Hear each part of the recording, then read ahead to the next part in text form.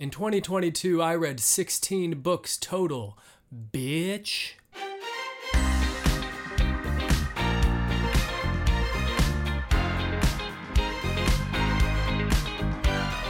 No, it is not in fact a younger, sexier Santa Claus. It is in fact an older, sexier Cobalt Tolbert. In last year's video, I said that I would avoid reading for reading's sake, and that I would be content in only reading 10 books or so. I failed on both counts. I still ended up reading with the idea that I should have more to say in this interaction we're having right now. And some of those books I felt like I was reading just to read them, you know? And to fill up this bookshelf, which... that's it. And turns out a big part of that is that moving to a new place is really fucking scary. Doubly so if it's in a new country, and triply so if it's in fucking France. I was not anticipating so much fucking administrative paperwork. I can truly now say that I've never felt defeat so well as I have moving to France.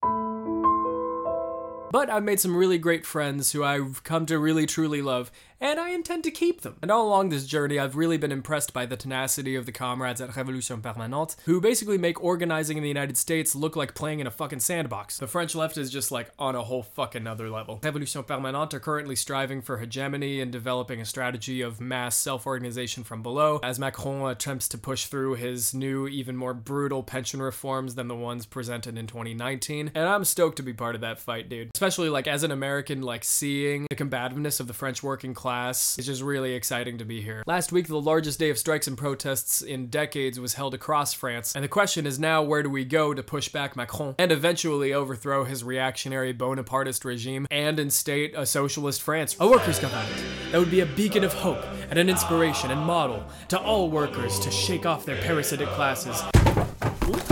But I digress. Let's see what I read. So since I read so little in 2022, I'm not going to go by category, I'm just going to go by order of preference. That means we'll end with my favorite book of the year, and we'll start with my least favorite. And where better to begin than by Marcus Aurelius' Meditations? Who knew that there was such a niche in the reading public for a literal emperor to be like, oh yeah, your life's shit, you should probably just get over it. I was given this book by a really dear friend, and I'm really sorry to say that I fucking hate this book. Thank you a lot. The copy that you gave me is very, very pretty, and it's an important book to read for my philosophical education. But unfortunately, I think the book sucks. I'm largely too petty a person for this kind of book to affect me, and my kind of materialism differs from that of the Stoics. The vision of social consciousness is dull, it eschews structure and replaces it with moral virtue, and there's also like no sense of flow to the read. The man is an emperor addressing nobles who were fit to participate in the Senate. He's also a hack unfit for his gross death cult. I will fully admit that I mostly skimmed through this one, as I do with most books that really bore me. Which brings me to Quotations by Mao Zedong. So I was surprised to see how compatible Maoism seemed to be with a lot of the local anarchists that I know. There were some strong moments, and I like the sections on the mass line, but perhaps the quotation form bored me, or I'm just not really that invested in Maoism. I've enjoyed other, less fragmented works by him, even if I disagree with them, on liberalism, for example. Interested in military dynamics as differing, at least textually, from Guevarism, perhaps due to the blurring of army, party, and people. But therein also lies the fundamental flaw with Maoism. Certainly not the literary flower I expected from the supposedly most aesthetically pleasing writer in the ML tradition. Oh, speaking of literary flowers, Capital, Volume 2 by Karl Marx. This book destroyed me. Don't get me wrong, I think that there's a ton of really interesting stuff going in Volume 2 of Capital. He is dealing with consumption, trade between different segments of the economy, truly a pioneering tome in macroeconomic thought. It also is a way to get at new ways of thinking of crisis formation, of new contradictions in production and distribution of goods in ways that allow Marxism to be a lot more flexible than it is often presented. But if I'm going to be fucking honest, I thought this was interminable. Even the companion with it was kinda dull. Which brings me to A Companion to Marx's Capital, Volume 2 by David Harvey. David here is doing his normal thing, and it was a lot more fun the first time around. Technically, I haven't actually finished the companion, but once I get through Capital Volume 3, maybe next year, then I'll probably revisit this and actually shelve it. Harvey has a really great way of taking the really like abstract, mind-numbing accountant side of Marx and bringing it back to concrete examples. Anyway, next up, Alice in Wonderland by Lewis Carroll. This is the first book that I ever read in my life front to back in one sitting, and I gotta say, as an adult, it is not as entertaining as when I swallowed this book whole in 7th grade. I now can fully appreciate my 6th grade brother's disdain, calling it a book of weird assholes being weird assholes to each other. Next up, We Will Not Cancel Us by Adrienne Mary Brown. This book seems to suffer from its context. The important moments of this book could have been further reduced down. However, I do feel that despite its sort of movementist, very online US activist cultural stripes, I probably will return to some of the questions and distinctions that it raises in my own organizing and in personal and relational interrogation. Ensuite, Un programme pour la révolution de Léon Trotsky. Alright, here's the section where I'm gonna just do it in French because I read it in French.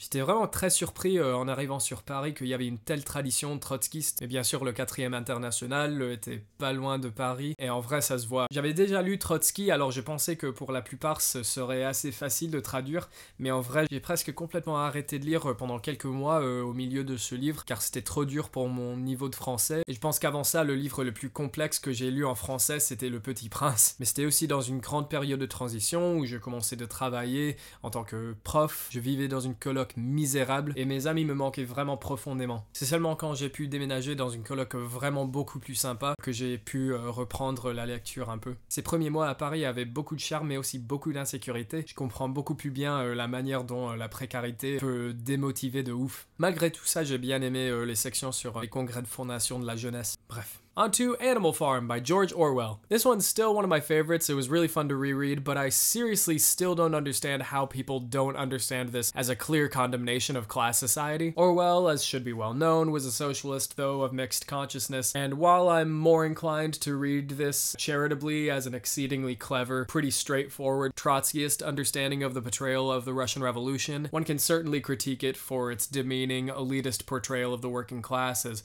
unalterably stupid and dupable, and the failure to grasp the material historical basis for Stalin's counter-revolution following the Civil War. But anyway, still a really fun read. How to Blow Up a Pipeline by Andreas Malm. I think I read this book after a pause in my reading. There were a lot of pauses in my reading throughout this year. And it was just kind of a quick, fun read, a nice denunciation of the sort of liberal pacifism and fetishism of sacrifice in the climate movement, one that reappraises the legacy of nonviolence, whether it be from Gandhi's really actually reactionary support of the British Empire and its wars, or with Martin Luther King, who in a lot of ways is a lot more radical than is often taught. And it also engages in some fun sort of philosophy 101 discussions of what gets counted as violence, and ultimately argues that there needs to be an escalation of tactics. And his program is actually a lot more modest than the very provocative title suggests. Important to know that he doesn't actually teach you how to blow up a pipeline in this, and I am deeply disappointed. Number 7, Le Programme d'Anastasie de Révolution Permanente. Ceci était ma première lecture politique en français, et ça m'a pris beaucoup de temps, mais je pense que j'ai compris la plupart, et c'était un très bon entraînement. Et aussi un très bon moyen de rentrer dans RP et comprendre sa politique et sa manière de saisir la situation, et à donner un programme positif avec une stratégie claire qui part de l'ensemble des oppressions de la classe ouvrière, et la manière dont on peut faire les liens entre la jeunesse, les ouvriers et les quartiers populaires. Une très bonne introduction pour une campagne vraiment audacieuse qui m'a beaucoup inspiré. Number 6, Huis clos de Jean-Paul Sartre. Bon, là je vais continuer en français, mais je l'ai lu en anglais. Je sais que c'est un peu une trahison, mais j'avais pas la version originale malheureusement. Mais c'était très bien, je l'avais jamais lu, mais je l'avais vu 2 fois quand mon père l'a fait en français et en anglais.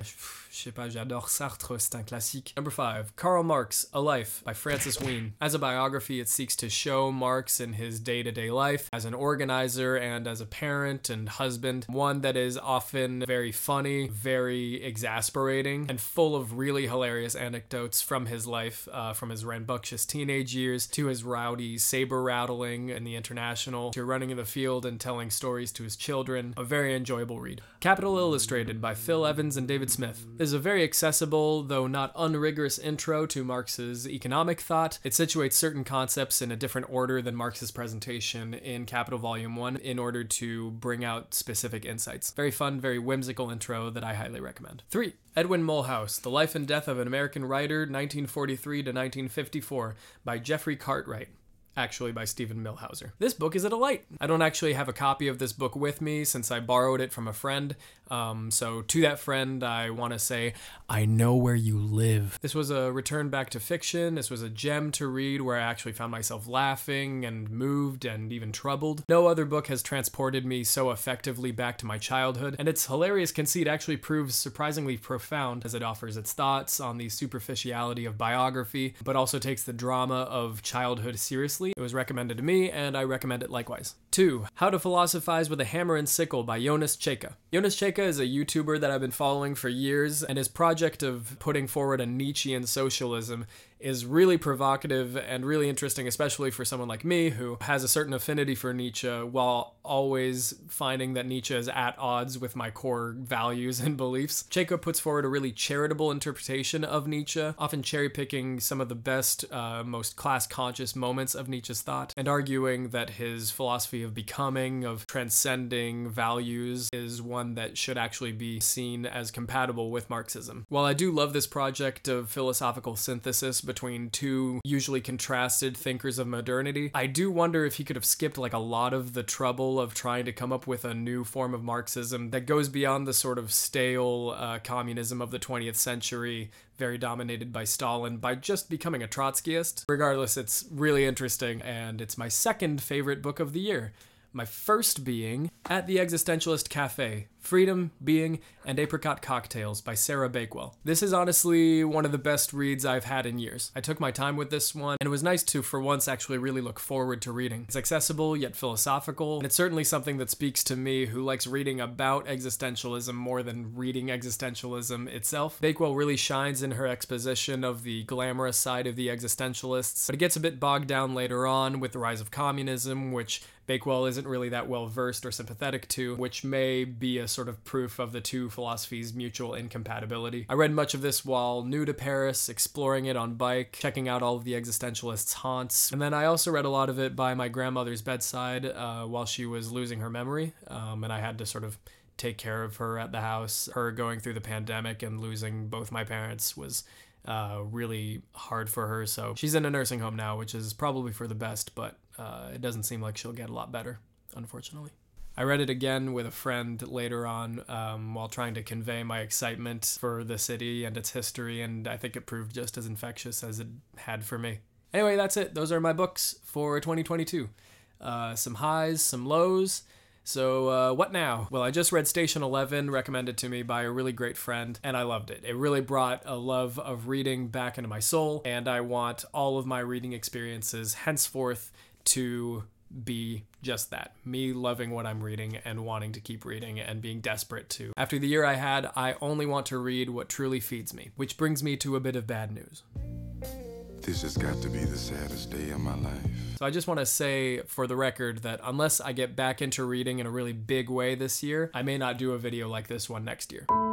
My habits have shifted far too much, and I'd be lying if I said that I didn't have quite a bit of anxiety about making this video, especially given the high bar that I've set myself with other reading videos. Finding yourself in a completely new environment can fuck with your whole sense of self, but it can also open up new capacities that you didn't even know you had, negative and positive. I was diagnosed with bipolar in November, same as my mom had, which I was actually surprised about. I guess I'd been denying that I'd suffer from the same afflictions that my parents had, but I realized that I'm more and more like them with every passing year. But the upshot is that the new medication that I'm on has really completely changed around my mindset, and I'm actually really hopeful for 2023. I'm excited to see what kind of projects I get involved in, what kind of art that I create. I'm hoping to do more music and really involve myself in organizing a lot more than I was able to last year because of my mental illness. This year has been a real trip for me. It's involved a lot of growth,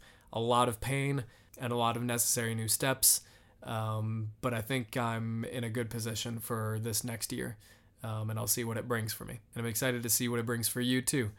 And we'll see what it brings for all of us. So anyway, if you want to support me financially through this next year and get the perks of my musical career, consider becoming a patron on my Patreon, or just shove moist wads of putrid cash into my gaping maw, whatever works for you. And regardless, I'll see you when I see you. Have a good 2023. Bye.